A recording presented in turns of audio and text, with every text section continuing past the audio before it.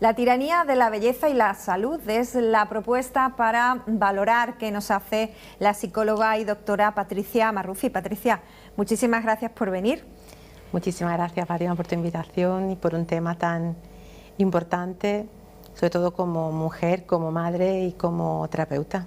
Tú eres psicóloga y eres médico también. Sí. Imagino que dos profesiones que funcionan a la vez y que benefician directamente a los pacientes, ¿no? ¿Trabajas en algún centro hospitalario?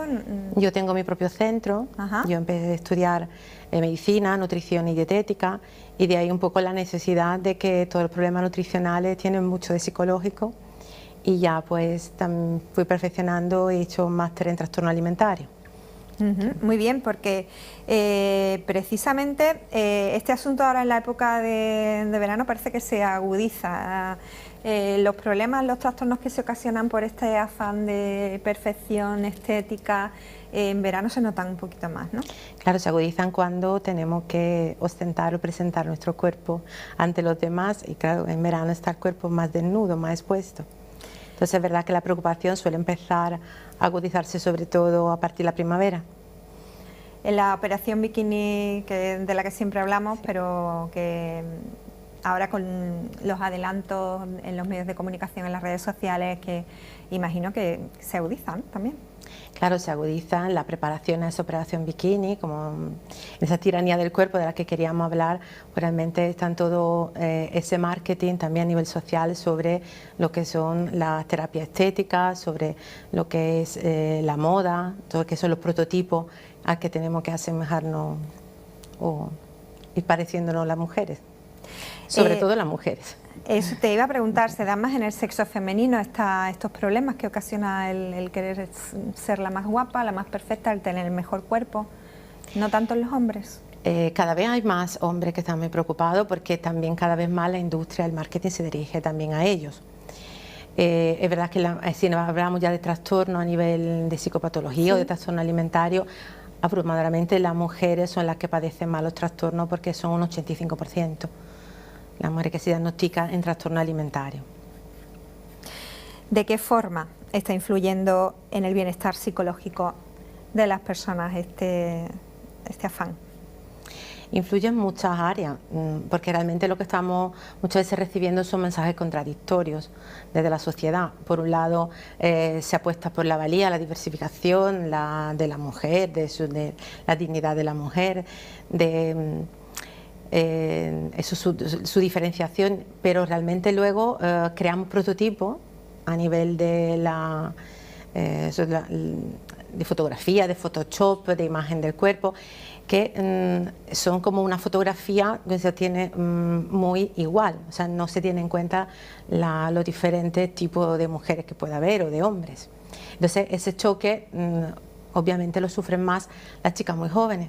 Cuando un cuerpo está en desarrollo, el cuerpo está cambiando con una rapidez muy grande, y veo que ese cuerpo no se parece a lo que la sociedad me dice que es lo valioso, porque ya no estamos hablando solamente de estética, muchas veces se cuestiona también la valía de la persona a raíz del cuerpo, y eso es lo que más hace daño. Entonces en estas edades muchas veces empieza a haber como un rechazo sobre el cuerpo ideal y el cuerpo real, y esto crea muchísimo malestar emocional, muchísimo malestar psicológico, porque hay a veces un odio hacia el cuerpo. Hay una distinción muy grande sobre lo que es el cuerpo y la mente, como si no fuera todo uno, un cuerpo pensante. Y entonces esta edad son las más peligrosas para el trastorno alimentario, incluso también para esa emoción relacionada con el propio cuerpo que puede estar distorsionada. Y eso crea muchísima patología, porque es un malestar emocional que muchas veces es un control sobre áreas emocionales que no sé gestionar, pero que al final pago con el cuerpo. Entonces el cuerpo viene a ser como la víctima sobre que ese malestar cae totalmente. Hace más mella en personas que no están aún maduras, que son niños, son jóvenes. Crecen con una referencia equivocada, ¿no? Y parece que los valores no se le van a desarrollar de una forma sana, ¿no? Claro, cuando una persona está en evolución puede ser más impactante que una personalidad que ya ha desarrollado, que ya sabe su valía, o que sea ya en otras áreas se ha demostrado capaz, ¿no? Entonces, a esas edades es mucho, aparte que son más frecuentes los trastornos, pero también son más profundos el daño que se hace, porque un cuerpo es una personalidad que está en evolución, entonces se pueden dejar muy tocados, porque el problema, por ejemplo, el trastorno alimentario es que muchas veces son crónicos, que no se reconocen por la persona que lo padece, por eso que, aunque digamos que son un 6-7% de la población, estamos hablando ya de millones de chicas y chicos que lo pueden padecer, pero realmente una punta de un iceberg, porque la persona que lo padece muy pocas veces tiene que haber ya estar muy mal para detectar o pedir ayuda. Y esto, en el Colegio de Psicología, además tenemos que insistir que de los trastornos se sale, pero que se sale con ayuda. Y a veces son también largos años de madurar, de cambiar, de saber gestionar las emociones, confiar, hacer trabajos de autoestima, hacer trabajos de autoconocimiento personal. Porque muchas veces lo que nos pasa es que no consideramos el cuerpo como algo que va cambiando constantemente cada día, pero sino como una fotografía, ¿no? El prototipo es como una foto a la que me quiero parecer. Entonces no aceptamos ese cambio constante del cuerpo.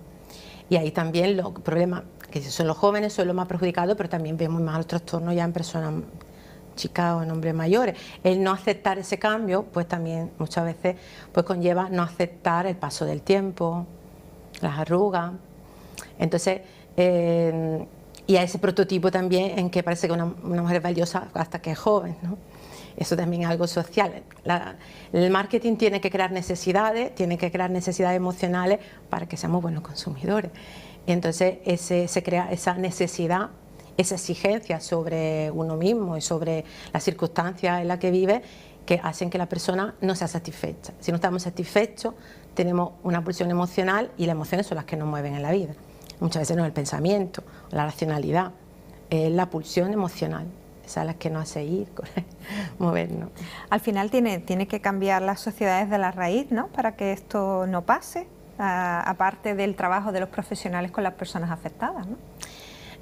Yo creo que sí, yo creo que la sociedad es demasiado contradictoria en este tipo de aspectos, como decía al principio. Un mensaje contradictorio en algunos casos puede ser casi un maltrato hacia la mujer a quien lo padece, porque por un lado me crea mucha exigencia a las que no consigo estar a la altura y por otro lado me devuelve la culpabilidad. Es tu culpa que no, si tiene algo porque no utiliza la crema adecuada o porque no hace la dieta adecuada o porque no haces ejercicio. Sí, es como una culpabilidad y eso también hace mucho daño. Y a lo mejor la misma vida que tenemos que hacer no nos permite humanamente hacer todo eso que quisiéramos hacer. No hay que, para lo del cuerpo, no hay que confundir los hábitos saludables, eso, pero hay un límite. O sea, no es lo mismo hacer ejercicio para estar de forma saludable que hacer ejercicio solo para perder peso. Entonces ahí ya lo mismo que es saludable se convierte totalmente en una obsesión y en un problema. Que eso se ve mucho también en trastorno alimentario, esa hiperactividad constante, la vigoresia, esa sensación siempre de debilidad, son todos trastornos un poco que también hacen daño al cuerpo.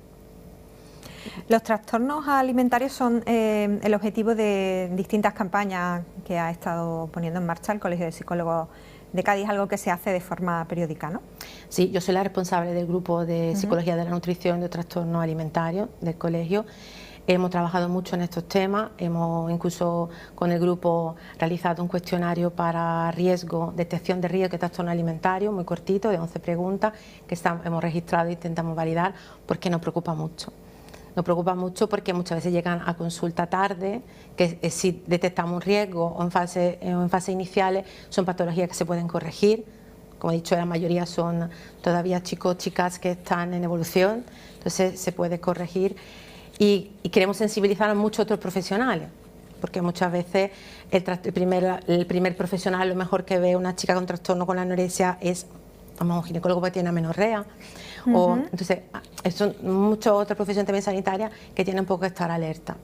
Y también un poco concienciar también las familias también. Tenemos en cuenta que al principio, generalmente, por una chica, vamos a suponer que se pone a dieta, ¿no? Que muchas veces el hecho mismo de hacer una dieta, incluso una dieta equilibrada, una dieta equilibrada, tiene un retorno tan positivo a nivel social, incluso a nivel familiar, que bien estás, que bien, que eso se le queda muy grabado. Entonces, luego es incapaz de salir de ese bucle. ¿Tiene esa necesidad continua? No consigo controlar otras cosas, me sigo sintiendo mal, me he sentido bien perdiendo peso, pues sigo perdiendo peso y no sé hacerlo de otra manera. Entonces muchas veces al principio la familia es casi cómplice, incluso la sociedad, y no se dan cuenta tan al principio en esa fase que puede estar esto degenerando un poco en un trastorno.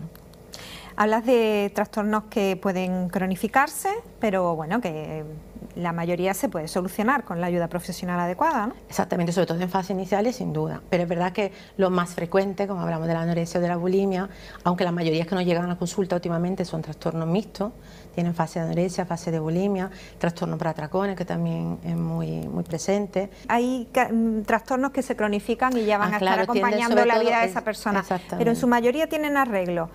Sí, pero que decía que lo más frecuente, ahí me perdí, que la anorexia y la bulimia son los que tienden más a cronificar. Ajá. Que la anorexia también conlleva una bajada de peso muchas veces tan grave, tan acusada, que provoca daño neurológico. Entonces realmente las obsesiones se hacen mucho más pronunciadas y hay una incapacidad incluso de la persona afectada, incluso reconozca el trastorno, de no tener esa fobia a engordar. Es una obsesión por la delgadez y ese terror a coger peso, aunque sepa que está bien o que ha conseguido un peso normal, que tiene su vida normal, muchas veces se quedan, muchos tienden a cronificar. La bulimia, como el trastorno por atracón, en ese impulso, esa incapacidad de gestionar los impulsos, es la que muchas veces tiende a la cronificación. O sea, muchas veces la persona al estar mal emocionalmente, la única forma que encuentra para un poco anestesiar ese dolor emocional es el atracón, o se ha privado mucho, entonces el cuerpo le pide comida, no se escucha el cuerpo, con el autoconsciente de saber escucharlo, no puedes decirle no tengo hambre, no tengo hambre, no tengo hambre, luego al final te salta y a lo mejor ya no puedes controlarlo. No puedes decirle no estoy cansada, no estoy cansada, no estoy cansada, sigo, llega un momento en que hay que escuchar el cuerpo con sus necesidades. Entonces, al ser la única forma que conocen de paliar ese malestar emocional, entran en un círculo. Creen que sí pueden cambiar, pero en ese momento cuando están muy mal, la única forma que consiguen es el atracón, luego la culpabilidad y el malestar, pero se quedan muy rígidos, el pensamiento no cambia, no consigue la emoción, no cambia, entonces no consiguen salir de ese bucle, aunque quieran, muchas veces eso es muy difícil, por eso intentar no cronificarlo. Planteabas antes, o destacabas antes, que dentro de esas campañas que ponéis en marcha desde el Colegio Oficial de Psicología, de Psicólogos de Cádiz, planteabais un análisis, digamos, en primera instancia, de una batería de preguntas que son claves para la detección de un problema de trastorno alimentario, ¿no? ¿Cuáles? ¿Nos podrías lanzar esas preguntas? Algunas de esas preguntas pues hacen relación a la utilización de productos light, o sea, todo lo que es la gravedad de lo que se pregunta. Sí. Porque a nivel de, se pregunta con qué frecuencia tiene la persona esa conducta. Entonces, claro que esa conducta, si la tenemos una frecuencia muy limitada o escasa vez, no hay problema, aunque a lo mejor tengamos mucha puntuación. Entonces, se pregunta sobre la utilización de productos light, sobre la utilización del ejercicio solo para perder peso, sobre las sensaciones emocionales, de no saber identificar las emociones, que es una característica también que se relaciona mucho con el trastorno alimentario. Las emociones se aplanan, no las reconozco, me siento mal pero no sé qué me está pasando, realmente no sé distinguir emociones. Se pregunta sobre la exposición del cuerpo, si uno evita pues exponerse en lugares públicos. Se preguntan muchos temas relacionados con este tipo de patologías cuando son tan frecuentes o tan acusados. El uso de laxantes, la bulimia, si se utilizan eso, laxantes o vómito, todo ese tipo de conducta que tiende a piensan que controla el peso. Y lo que provocan son enfermedades, evidentemente. Bueno, pues no sé si podríamos lanzar un mensaje de ánimo a quienes estén cayendo un poco en esa esclavitud, de ánimo de cara a que puedan poner el pie en pared y cambiar de actitud o directamente. ¿Qué les dirías a nuestros espectadores ahora que estamos en pleno verano? Primero, en general, que tienen que acudir a profesionales en cuanto se manifiesten unos síntomas de malestar, porque hay muchas herramientas a través de la psicología, de los profesionales de psicología, de los profesionales colegiados para ayudar, desde que son la detección de ese tipo de emoción no está transmitiendo sensaciones negativas, desde la detección de esas distorsiones cognitivas que pueden estar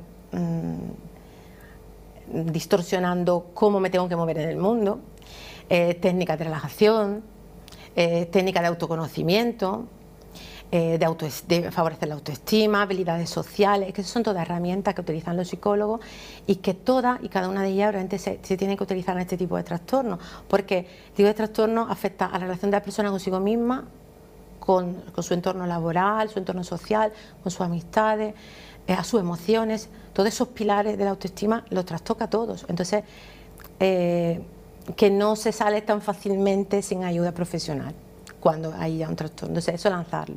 Y de tener eso mucho alerta, tanto las personas, los jóvenes o la familia, sobre no considerarlo muchas veces solamente, es una tontería de la edad, luego se pasa. Mejor si acudimos y no es nada, antes de acudir y luego encontrarnos con que el malestar emocional es muy profundo y ya ha hecho mucha mella en esa persona, en su personalidad. Patricia Marrufi, muchísimas gracias por la aportación de esta información, por acompañarnos estos minutos en Saludablemente. Psicóloga, médico, gracias y bueno, te emplazamos aquí cuando necesites para aportarnos más datos y consejos para nuestros espectadores. Muchísimas gracias. Muchísimas gracias a todos por invitarme. Señores, tenemos que hacer ahora una pausa muy breve para unos consejos publicitarios. Volvemos enseguida con más asuntos. Hasta ahora.